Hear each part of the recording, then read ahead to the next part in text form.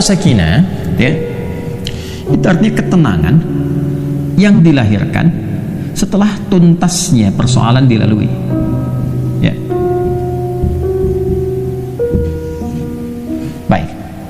Bukankah saat ujian itu merasakan tegang, kadang gelisah, ya?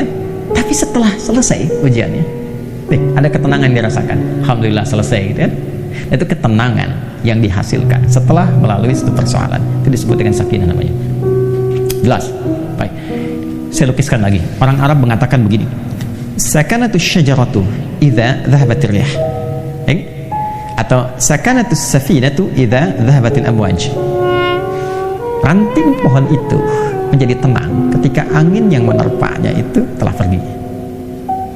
Atau mereka mengatakan kapal itu menjadi tenang ketika ombak yang menerpanya itu telah pergi dan airnya kembali tentram, tenang. Nah, ketenangan yang telah melalui perombang-ambingan, diombang-ambingkan ombak, pohon diterpa, naik turun, kiri kanan begitu, setelah kemudian dia tenang lagi, ya, apa yang terjadi? Nah, ketenangan itu disebut dengan sakinah. Dan biasanya kapal yang banyak diuji dengan gelombang, bahkan gelombang besar, dan dia melewati itu menjadikan kapalnya kualitasnya lebih kuat, ya, lebih mudah menghadapi persoalan-persoalan atau bahkan gelombang-gelombang kecil setelahnya. Semakin besar, yang kecil lewat. Ya, demikian pohon, semakin diterpa anginnya kencang, ya, dia goyang dan dia tertanam kuat, semakin kokoh akarnya. Jadi ketenangan itu bukan sekedar melahirkan ketenangan setelah gelombangnya lewat, tapi setelah itu melahirkan satu kemantapan yang dengan itu bisa mengatasi persoalan-persoalan kecil di kemudian hari atau siap untuk menghadapi tantangan lebih besar di kemudian yang lainnya. Maka itu disebut dengan sakinah. Ketika kehidupan di rumah tangga, ini yang akan saya sampaikan, disebut dengan sakinah, memberikan kesan kepada kita bahwa bukan berarti di rumah tangga itu akan hampa dari persoalan, akan selalu ditemukan persoalan. Ini cara memahaminya. Jadi kalau tidak dipelajari dulu ini, nanti kaget. Bukan berarti nggak ada masalah. Rumah tangga itu pasti ada masalah.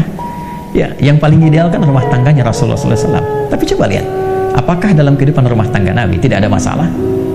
Jangan salah, banyak persoalan, ya kan? Tapi dengan persoalan itu turun panduan pada kita, turun ayat, turun hadis mengatasi ini bagaimana. Ya, kalau salah persoalan pemahaman bagaimana, salah komunikasi bagaimana, meluruskan yang ini bagaimana, kalau ingin cari teman cerita ke siapa, kalau mengadu belum ketemu suami istri ke siapa mengadunya, ada semuanya gitu. Dan pahami ketika Allah menitipkan satu persoalan dalam kehidupan rumah tangga, pada hakikatnya bukan ingin menjadikan kehidupan rumah tangganya bermasalah, tapi Allah ingin memberikan satu ketenangan, kedamaian, ya, yang dihasilkan setelah tuntas persoalan yang dimaksudkan.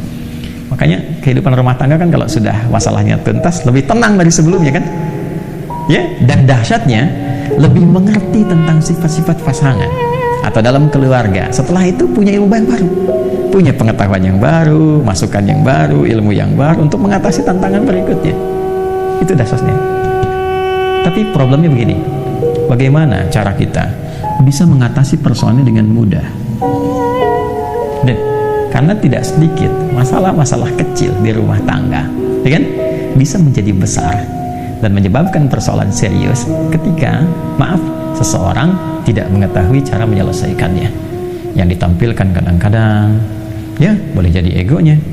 Yang ditampilkan kadang-kadang boleh jadi statusnya, bahkan juga hartanya, kedudukannya, dan sebagainya. Itu bukan solusi, teman-teman. Sepanjang ditampilkan kemampuan kemanusiaannya, maka sifat manusia selalu ingin bertahan dengan apa yang dimilikinya. Suami bicara A, istri bicara B, ya, ayah bicara A, anak pun bicara B, demikian seterusnya. Maka yang terbaik adalah kita mesti menanyakan kepada pengatur segalanya. Ini, ya, maka ketika dikembalikan, sakinah itu kan sifat jiwa, ya kan? Ketenangan itu kan sifat jiwa. Ingat, ketenangan itu bukan sifat fisik, ya. Pikiran itu biasa, ya. Pikiran itu bekerja terus, berpikir itu terus, nggak berhenti, berpikir. Apa yang memberikan kegelisahan dan ketenangan pada pikiran? Jiwa. Jadi perintahnya di sini semua dalam jiwa kita. Kalau dia gelisah berarti dari nafsu, ya kan? Kalau dia tenang, nyaman berarti dari takwanya, itu di jiwanya. Jadi pikiran itu normal saja, dia beraktivitas. Seperti fisik pun diperintahkan. Fisik tuh gimana perintah dari pikiran saja. Ya. Nah, apa yang memerintahkan pikiran dan mengisinya untuk mengarahkan apa yang harus dilakukan itu, maka itu dari jiwa. Maka itu saya sering katakan, jiwa yang tenang akan melahirkan pikiran yang cemerlang dan aktivitas yang membahagiakan. Itu poinnya. Boleh bikin status tuh. Ya. Nah, balik ke sini. Karena ketenangan sifat jiwa, yang punya jiwa siapa? Yang punya nafas siapa? Allah. Ya. Makanya sering kita katakan kan, ya, mengikuti doa Nabi sallallahu alaihi wasallam, ya muqallibal qulub, ya tsabbit qulubana ala dinik, ala iman. Wahai Allah yang mengetahui keadaan hati kami, gitu kan? Yang membolak-balikkan hati, yang memberikan kedamaian pada jiwa. Berikan kami kemantapan dalam jiwa kami untuk menaati ketentuan-Mu, untuk beriman kepadamu, untuk konsisten pada din-Mu. Ini poin ini. Nah, sekarang bagaimana caranya kita bisa belajar untuk menenangkan jiwa sebelum menghadapi persoalannya? Ini poin besarnya. Jadi ada orang-orang tertentu yang Allah berikan ketenangan paripurna dalam jiwanya, sehingga ketika dihadapkan pada masalah itu, dia bisa menyaring persoalannya, menjadikannya lebih kecil. Dan yang paling dahsyat, jadi ringan masalahnya sebelum dihadapi. Bukan gak punya masalah, boleh jadi masalah yang sama bagi orang lain besar, bagi dia tinggal senyum selesai. Itu poinnya. Jadi bukan gak punya masalah, masalah dia ada, cuma dikecilkan oleh Allah kadarnya, sehingga dengan kelapangan hatinya itu menjadi kecil. Jadi kalau Anda punya cawan, teman-teman, ya, cawannya besar, apa saja Anda bisa masukkan dan jadi kecil di situ. Tapi kalau cawannya kecil, ya, yang kecil pun jadi besar, garam sedikit itu asin semua.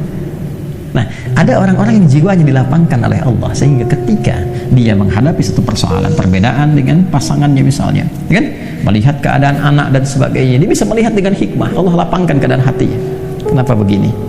Dia nggak langsung simpulkan, langsung keluar ini, dilihat dulu, dia bersikap dulu. Nih, kelapangan jiwa ini mahal, dan ini tidak mungkin bisa didapatkan kecuali lewat skema ibadah sini, menghamba.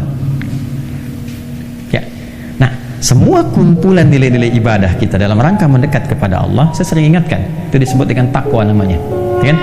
Takwa itu kan gabungan antara iman dengan amal soleh, kan? Iman itu kan pekerjaan hati dalam jiwa, amal soleh implementasinya, digabungkan jadi takwa. Seseorang yang membangun kehidupan rumah tangganya dengan nilai-nilai ketakwaan, dia bangun dengan takwa. Dia jaga sholatnya, diwasiatkan pada istrinya sekalipun keluar tetap jaga sholat, anak-anak pastikan sholat, hidupkan rumah dengan Al-Quran, dekati Allah subhanahu wa ta'ala, banyakin zikir misal, itu akan beda suasana rumahnya.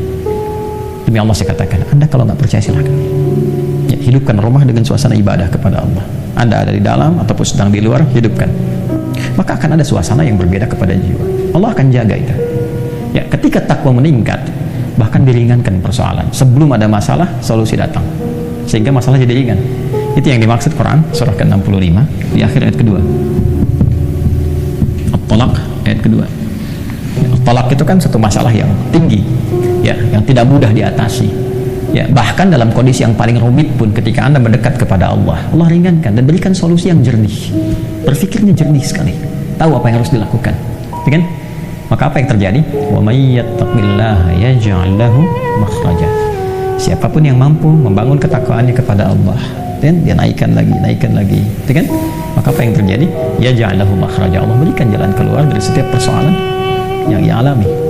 Apalagi kalau pasangan itu kompak, ya kan?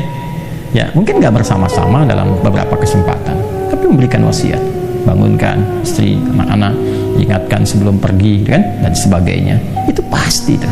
Ya, sekian banyak persoalan ketika ditumpahkan di atas sajadah, dia mengecil dan curhatnya kepada Allah. Innama ashku bathi wa hazni ila Allah. Demikian ya nasihat dari Nabi Ya'qub alaihissalam yang diabadikan Quran surat Yusuf itu kan. Kalau mau curhat ke Allah, sampaikan. Dan akan cenderung bahagia. Ketakwaan membangun kebahagiaan. Quran surah kedua di akhir ayat 189. Wattaqullaha la'allakum tuflihun.